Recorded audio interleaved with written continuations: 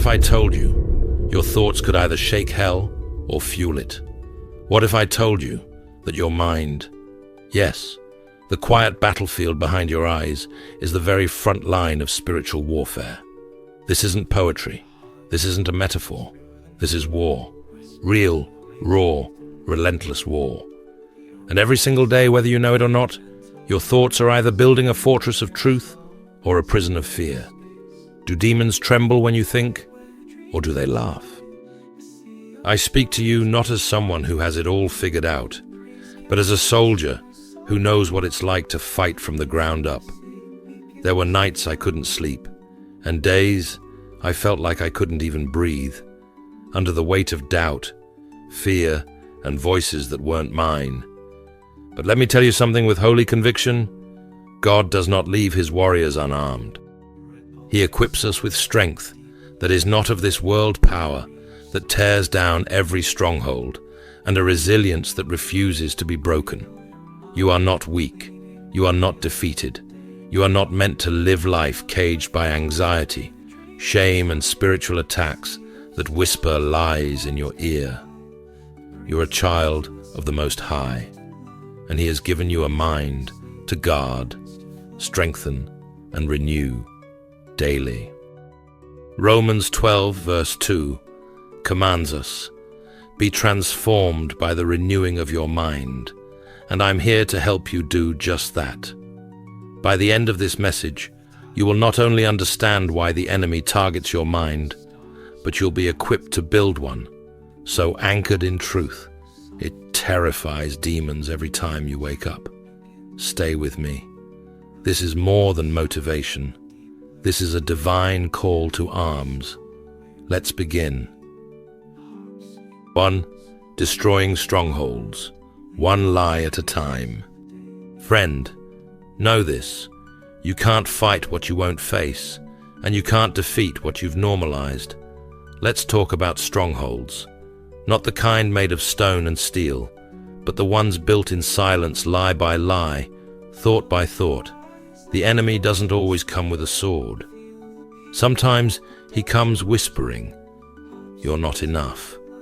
You'll never be free." And you know what's dangerous? When we believe it. In John 8, verse 44, Jesus calls Satan the father of lies. That's his native tongue. He speaks deception fluently, and his strategy hasn't changed since the Garden of Eden. He twists truth, he casts doubt, he corrupts clarity, and before you know it, a lie becomes a mindset. A mindset becomes a stronghold, and a stronghold becomes a way of life. But God, hallelujah, has not left us defenseless. 2 Corinthians 10, verse 4-5, gives us the blueprint. The weapons we fight with are not the weapons of the world. On the contrary, they have divine power to demolish strongholds. Demolish, not just dent. Take down every high thought that sets itself up against the knowledge of God and make it captive to Christ. That's spiritual warfare at the root that's renewing the mind. So let me ask you, whose voice is louder in your mind right now? God's or the enemy's? It starts with awareness, identifying the lie, exposing it to the light of God's truth. You can't rebuke what you won't recognize, and you can't break free if you keep feeding the chains. Every time we entertain the devil's whisper over God's word, we allow him a seat at the table of our minds. But today I declare that his reservation is cancelled. My friend, the word of God is not just ink on paper. It's a sword forged in heaven. It strikes deeper than the sharpest sword, and it cuts through confusion, breaks lies, and brings light to dark places in your soul. When Jesus faced the devil in the wilderness, he didn't argue, he didn't negotiate. He said, "It is written." That's our model. That's our weapon. If the enemy says you're worthless, I answer, "I am fearfully and wonderfully made." Psalm 139, verse 14. If he hisses, "You're alone," I remind him, "God will never leave me nor forsake me."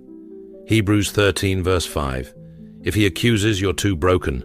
I declare, there is no condemnation for those in Christ Jesus. Romans 8. This is how we fight back. This is how we tear down strongholds, one lie at a time. Not by willpower, but by word power. Not by positive thinking, but by spirit-led renewing. Romans 8 verse 6 tells us, the mind governed by the flesh is death, but the mind governed by the Spirit is life and peace. That's the goal. Not just survival, but peace.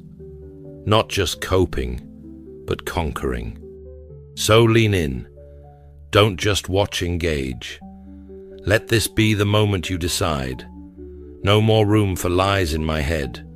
No more space for Satan in my thought life. I'm building a mind so full of truth that demons lose their grip before they even try. 2. Training your mind in the furnace of Scripture. Now, it's time to build a fortress of truth that not only protects your mind, but terrifies the enemy. And this kind of mind doesn't get built overnight. It's forged in the fire of Scripture. You see, you cannot think like Christ unless you feed on what Christ spoke. His words are not just sacred history, they are living strategy. Hebrews 4 verse 12 declares that the Word of God is living and active, sharper than any double-edged sword, not dull, not distant alive, and it cuts deep, not to destroy but to discern, to divide what is soul from what is spirit, to show us what's truly from God and what's just noise dressed up as truth. Reflect on this. When pressure hits, do you reach for the word or for worry? When fear starts whispering, does God's voice still speak louder than your thoughts? I've learned that Scripture is not just a weapon, it's a furnace. When I hide God's word in my heart, like Psalm 119 verse 11 says, I have hidden your word in my heart, that I might not sin against you. I'm not just memorizing verses, I'm armoring my mind. I'm burning away fear, pride, and anxiety in the heat of divine truth. Training your mind in Scripture is like blacksmithing steel. You heat it, hammer it, and repeat until it's sharp, strong, and unbreakable. That's how we become believers, who don't just quote the word, we bleed it when cut. When lies try to creep back in, they hit the shield of truth. We've been building every day through the Word. So I challenge you not with shame, but with holy urgency. How much of your daily diet is God's Word, and how much is the world's words? Because whatever you feed will grow, and a mind starved of Scripture is a mind vulnerable to suggestion, but a mind saturated with God's Word. That's a battlefield demons don't dare step on. We're not talking about casual reading. We're talking about immersion, letting the Word get into your bloodstream, not just your bookshelf, praying through it, meditating on it, writing it down, declaring it out loud, until the atmosphere around your thoughts shifts, until fear starts to shrink and your faith starts to roar. This is the kind of training that happens in quiet places, in early mornings with open Bibles, in whispered prayers between battles, in the stillness where His voice rewrites your thoughts, and little by little, the mind of Christ becomes your own. 1 Corinthians 2 verse 16. 3. The power of mental discipline in the silence. True mental strength isn't forged in applause, it's carved in solitude. We live in a world that rewards noise, distraction, and constant stimulation. But in the kingdom of God, it's the silent places that build the strongest soldiers. Think about it. Jesus didn't prepare for His ministry by broadcasting His plans. He withdrew. He fasted. He was alone in the wilderness before He stepped into His calling. Strength comes when the soul learns to be still and know. Isaiah 26 verse 3 promises, "You will keep in perfect peace those whose minds are steadfast, because they trust in you." Did you catch that? Perfect peace comes not from perfect circumstances, but from a steadfast mind, a focused mind, a mind that refuses to chase every thought, fear, or emotional flare-up, but instead rests in trust. That kind of mind doesn't just resist demonic attacks, it confuses the enemy, because demons can't comprehend the peace that surpasses understanding. Philippians 4 verse 7. But here's the truth. That kind of peace doesn't come by accident. It's cultivated, trained, sharpened in the hidden moments, in the hours of quiet where no one is liking your posts or applauding your devotion. It's the inner life that builds the outer power. Lamentations 3 verse 25 to 28 gives us a rare but powerful image. The Lord is good to those who wait for him, to the soul who seeks him. It is good that one should wait quietly for the salvation of the Lord. Let him sit alone in silence, for the Lord has laid it on him. That's not weakness, that's warrior training. Pause and consider. This, can your thoughts worship when your mouth is still? Can your mind stay loyal when God feels quiet? Can you practice discipline when there's no audience, no platform? That's where real power is born. Philippians 4 verse 8 challenges us to focus our thoughts, to direct our mental attention like a spotlight. Whatever is true, whatever is noble, whatever is right, whatever is pure, think on these things. That's a divine strategy, because when your mind is trained to dwell on truth, demons lose their grip. Lies can't take root in soil soaked in righteousness. So if you're in a season where God feels silent, don't run from it. Lean into it. Because silence doesn't mean absence. It means training. It means God is shaping something in you, too sacred to be rushed. This is where your spiritual stamina is built. This is where your focus is tested. This is where your mind becomes terrifying to hell itself. Stay the course. Don't despise the stillness. Discipline your thoughts, not just your actions. Worship with your thinking. Meditate on his truth in the dark, and you'll shine like fire in the light. Stay with me. Your breakthrough mind is almost complete. 4. Fasting for mental clarity and spiritual authority. This is one of the most overlooked, yet spiritually explosive disciplines. Not for ritual, not for religious performance, but for mental clarity and spiritual authority. This is the part where many believers turn back. But I want to challenge you. Lean in, because when you fast the right way, with your heart, not just your hunger, you're not just changing your diet, you're changing your dimension in the spirit. Fasting isn't just about going without food. It's about going after God with a desperation that says, I need you more than my next meal. Jesus modeled this perfectly. In Matthew 4, before he ever preached a sermon, healed the sick, or cast out a demon, he fasted 40 days and 40 nights. He didn't go into that wilderness weak. He went to get strong enough to face the devil himself, with the sharpness of truth, the clarity of Scripture, and the authority of heaven. What if I told you your next level of clarity might be just one fast away? What if the breakthrough you've been waiting for isn't blocked by God's timing, but by the clutter in your mind that fasting can clear? Matthew 6, verse 16 to 18 teaches us that when we fast, not if, but when we should do it in secret, not to impress others, but to humble ourselves before God.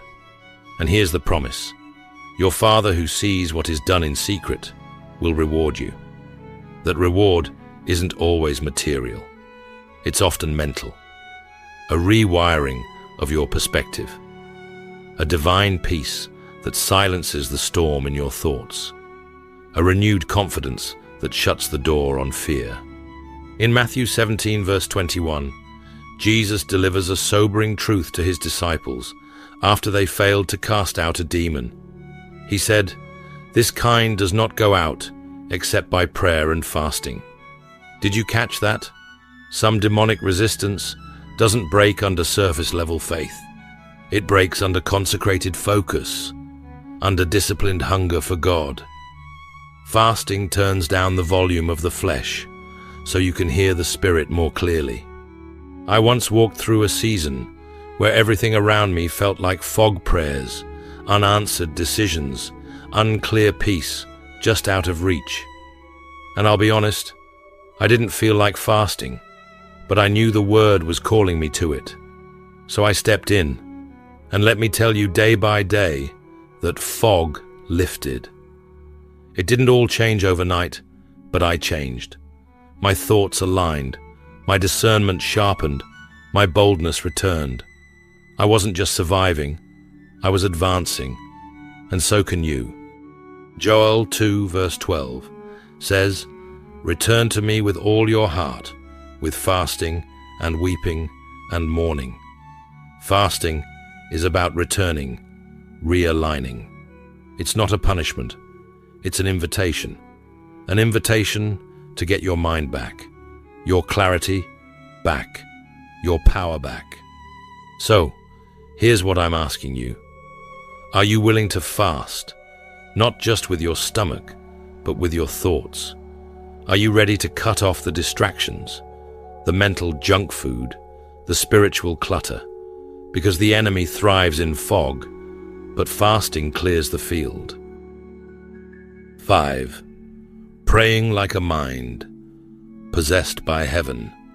No matter how trained your mind is, no matter how disciplined your thoughts are without prayer, it's like a sword without a warrior. It might look impressive, but it won't win the battle. Prayer isn't the backup plan, it's the battle plan. And when your thoughts are soaked in prayer, when your mind becomes a sanctuary of divine communication, demons don't just flee, they tremble. I'm not talking about the kind of prayer that waits until things go wrong. I'm talking about praying without ceasing, just like Paul commanded in 1 Thessalonians 5, verse 16 to 18. This is the rhythm of a heaven-possessed mind. You breathe and believe, you walk and worship, you drive and declare. You don't clock in and out of the presence of God, you live there.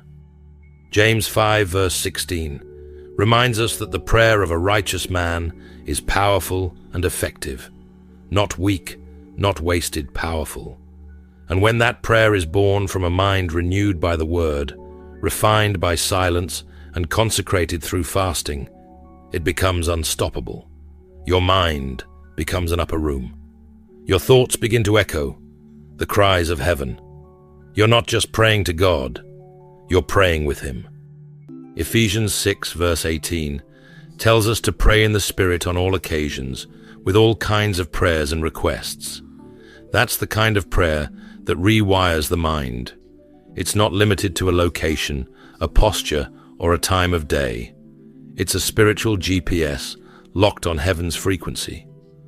And when you stay tuned in, you begin to see life differently. Your problems don't shrink, but your faith grows.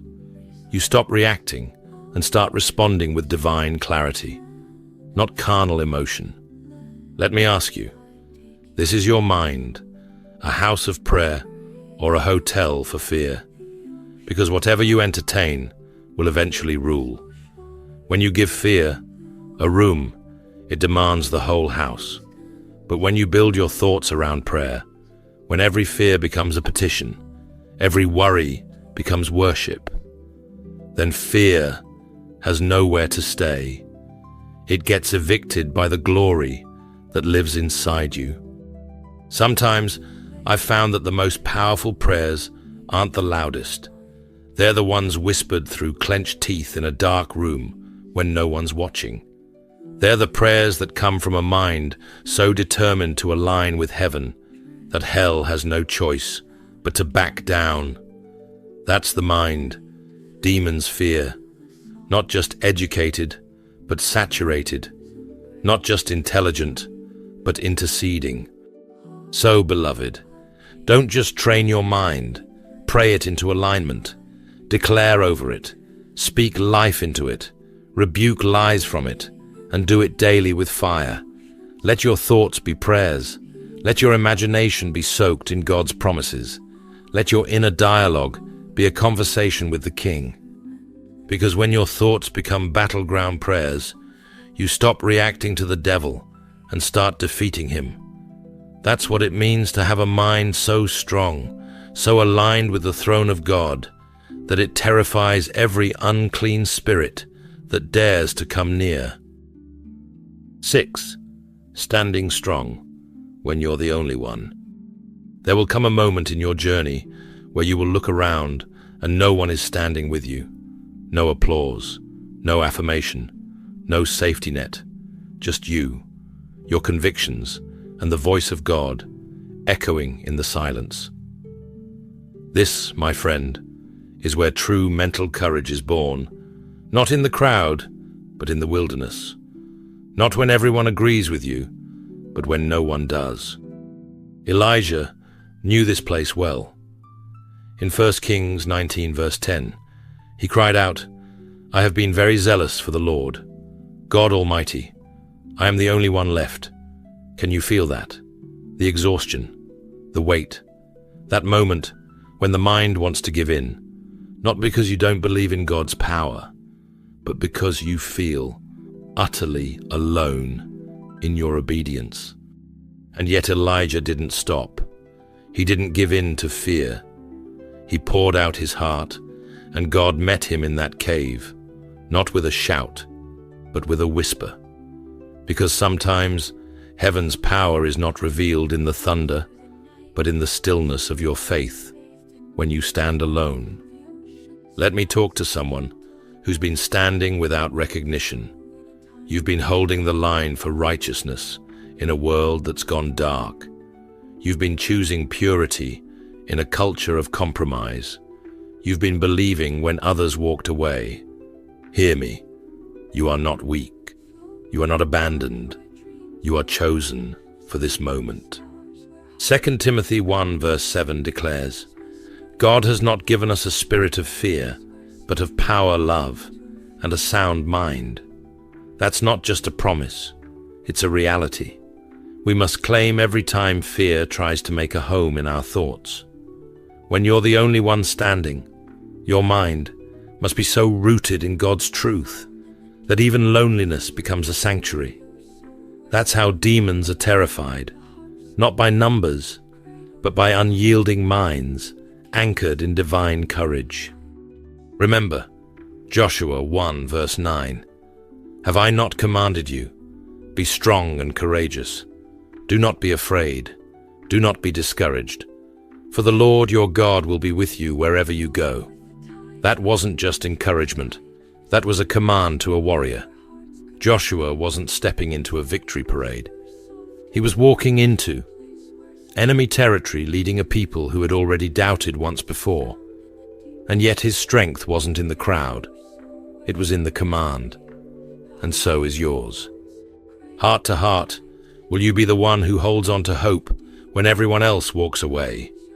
Will your mind stand tall when others shrink back? Because a mind submitted to God doesn't need the approval of men to keep walking. A mind aligned with truth doesn't crumble under pressure. It presses through it.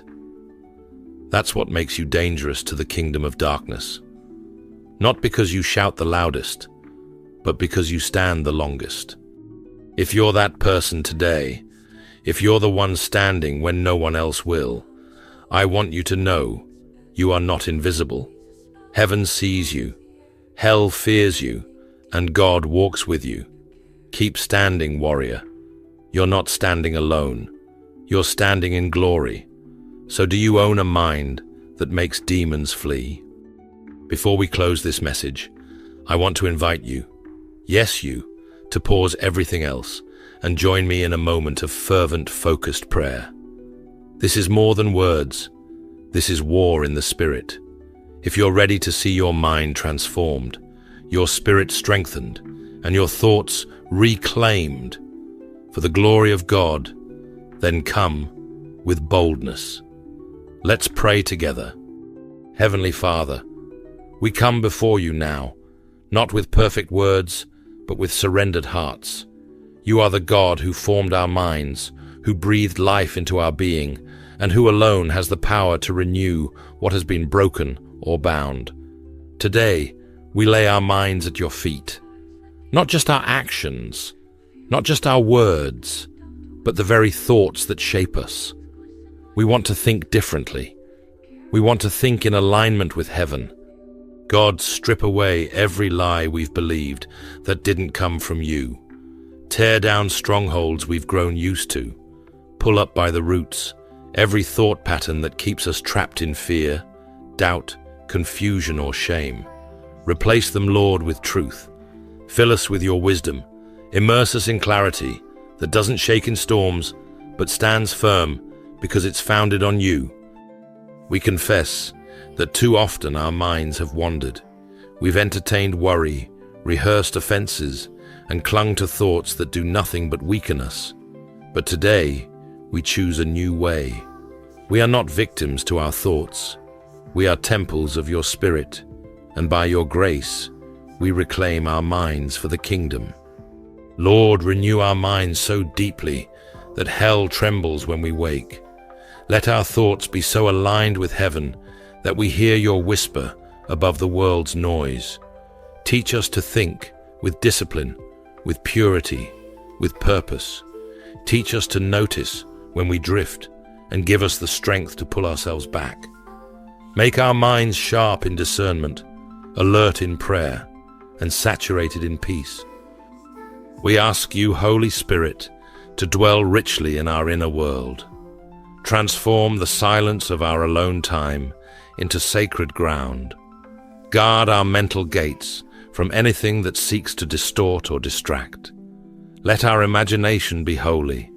Let our memory be healed. Let our focus be firm.